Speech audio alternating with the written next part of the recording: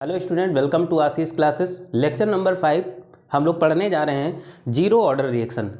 तो इस लेक्चर में हम जीरो ऑर्डर रिएक्शन का डेरिवेशन देखेंगे और जीरो ऑर्डर रिएक्शन बहुत ही इंपॉर्टेंट है हमारे क्लास 12th बोर्ड एग्जाम्स के लिए। ठीक है, यहाँ से कई सारे क्वेश्चंस हमारे बनते हैं, यहाँ से न्यूमेरिकल भी बनते हैं और डेरिवेशन भी इंपॉर्टेंट है क्लास 12th बोर्ड एग्जाम्स के लिए।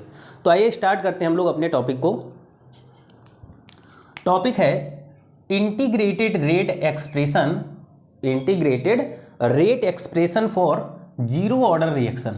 ठीक है, या हम इसको कह सकते हैं जीरो ऑर्डर रिएक्शन का डेरिवेशन, या एक प्रकार से मैथमेटिकल एक्सप्रेशन भी कह सकते हैं। ठीक है, तो जीरो ऑर्डर जो रिएक्शन है उस जीरो ऑर्डर रिएक्शन का हम इंटीग्रेटेड रेट एक्सप्रेशन देखेंगे। ठीक है, क्या होगा? तो सबसे पहले हम जीरो ऑर्डर रिएक्शन के बारे में समझते हैं कि जीरो ऑर्डर रिएक्शन मीन्स, मतलब जीरो ऑर्डर रिएक्शन का मतलब होता है दैट रेट ऑफ रिएक्शन, यानी जो रिएक्शन का रेट होता है, is proportional to the zero power of concentration of reactant. ठीक है, तो जीरो ऑर्डर रिएक्शन का मतलब होता है कि जब हम रेट ऑफ रिएक्शन निकालते हैं जीरो ऑर्डर का, तो जो रिएक्टेंट की कंसंट्रेशन की जो पावर्स होती है वो क्या होती है बच्चों? जीरो होती है। और यही होता है हमारा जीरो ऑर्डर रिएक्शन।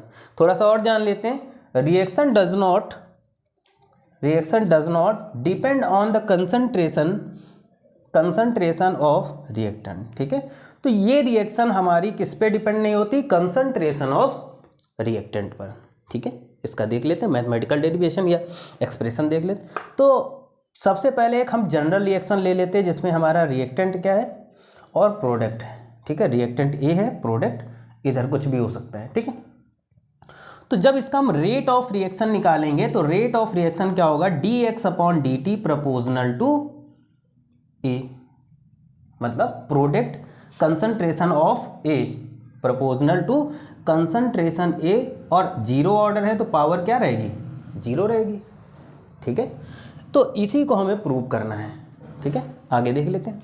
अब देखिएगा, dx/dt हो गया, यहाँ पर dx/dt हो गया, और जब प्रोपोर्शनल हटा तो यहाँ पर एक कांस्टेंट वैल्यू आ गई k और a की पावर जीरो। आपको पता होगा कि अगर किसी भी चीज़ की पावर जीरो होती है तो उसकी वैल्यू क्या होती है? 1। तो अगर यहाँ पर हम बात कर लेते हैं कि a की पावर अगर जीरो है तो इसकी वैल्यू क्या हो जाएगी? 1 हो जाएगी। ठीक है, चाहे जितना बड़ा नंबर हो, अगर पावर जीरो है तो उसकी वैल्यू क्या हो जाएगी?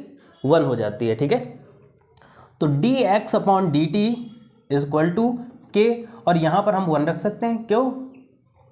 क्योंकि a की पावर क्या दी गई? जीरो दी गई, इसलिए वैल्यू क्या हो जाएगी? 1 हो जाएगी। तो क्या हो जाएगा हमारा? dx/dt is equal to k। अब हम dx इज इक्वल टू क्या लिख सकते हैं? k into D T. ये dt इधर चला जाएगा मल्टीपल में, यहाँ पर चला गया। अब हम बोथ साइड का क्या करेंगे? इंटीग्रेशन करेंगे। ठीक है, तो यहाँ जब इंटीग्रेशन हम बोथ साइड करेंगे तो इधर क्या आ जाएगा? जब dx का इंटीग्रेशन करेंगे तो x आ जाएगा,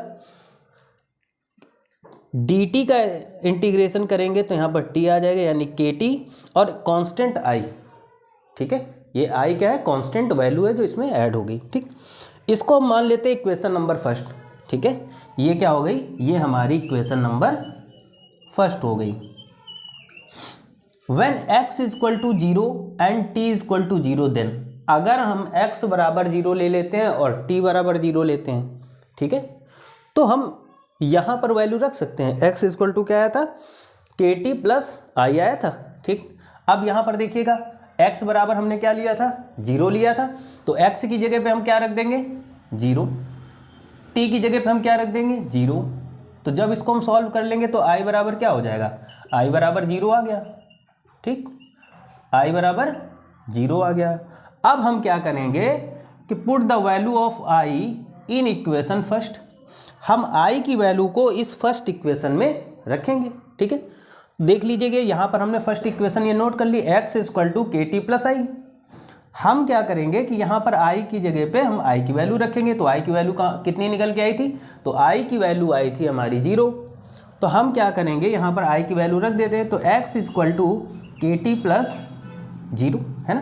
तो अब 0 से तो कोई लेना देना है नहीं, तो क्या हो जाएगा? x is equal to kt तो यहाँ से अगर हम k की वैल्यू निकालेंगे तो क्या हो जाएगा, t अपॉन में आ जाएगा। तो x upon T equal to K, यानी इसको हम क्या लिख सकते हैं, k equal to X upon T. और यही हमें प्रूव करना था, यही हमें लाना था, और ये फार्मूला निकल के आ गया। ठीक है, और इसी फार्मूले से क्या होगा, हमारे न्यूमेरिकल सॉल्व होंगे।